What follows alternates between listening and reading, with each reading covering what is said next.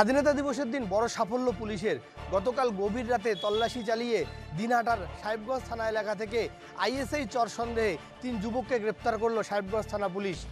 এই ধৃত 3 যুবকের নাম রশিদুল, নাসিরউদ্দিন এবং সৈফুল। পুলিশ সূত্রে আমরা যেটা জানতে পারছি, এই ধৃত 3 যুবকের মধ্যে একজনকে ইসলামপুর থেকে গ্রেপ্তার করা হয়। পরবর্তীতে তাকে সেখান থেকে নিয়ে এসে তাদের সঙ্গে যোগসাজশ থাকার সুবাদে আরও 2 যুবককে, একজনকে বলরামপুর এবং আরেকজনকে সাহেবগঞ্জ থানা এলাকা থেকে গ্রেপ্তার করে পুলিশ। এবং আজকে এই ধৃতদেরকে কিন্তু দিনহাটা মহকুমা আদালতে পুলিশ তোলে এবং আদালতে সওয়াল জবাব শেষে কার্যত কিন্তু পুলিশ 14 দিনের হেফাজতে নেয় এই ধৃতদের বিরুদ্ধে পুলিশের তরফ থেকে কার্যত কিন্তু ভারতীয় যে সিম কার্ড, সেই সিম কার্ড চোরা কারবারি করে বাংলাদেশে পাচার এবং বাংলাদেশ থেকে সেই সিম কার্ড পাকিস্তানে পাচারের অভিযোগ রয়েছে। এছাড়াও সূত্র মারফত যেটা আমরা জানতে পারছি, ধৃতরা কিন্তু তারা অবৈধ জাল নোট যে রয়েছে সেই জাল নোটের কারবারের সঙ্গে যুক্ত রয়েছে।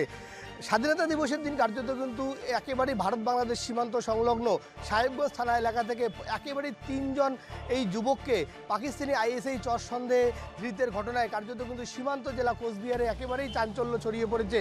অপরদিকে কিন্তু একেবারেই কার্যত এই ঘটনাকে কেন্দ্র করে সীমান্তবর্তী যে এলাকাগুলি রয়েছে, আরও যে বাংলাদেশ সীমান্ত যে রয়েছে সেই এলাকাগুলোতে কিন্তু পুলিশের তরফ থেকে একেবারেই কড়া নজরদারি চালানো হচ্ছে। একই সাথে কিন্তু কড়া নজরদারি চালাচ্ছে বিএসএফ এবং গোটা বিষয়টি কিন্তু নজর রাখছে জেলার ঊর্ধ্বতন পুলিশ কর্তৃপক্ষ যারা রয়েছে, পুলিশ প্রশাসন, তারাও কিন্তু নজর রাখছে।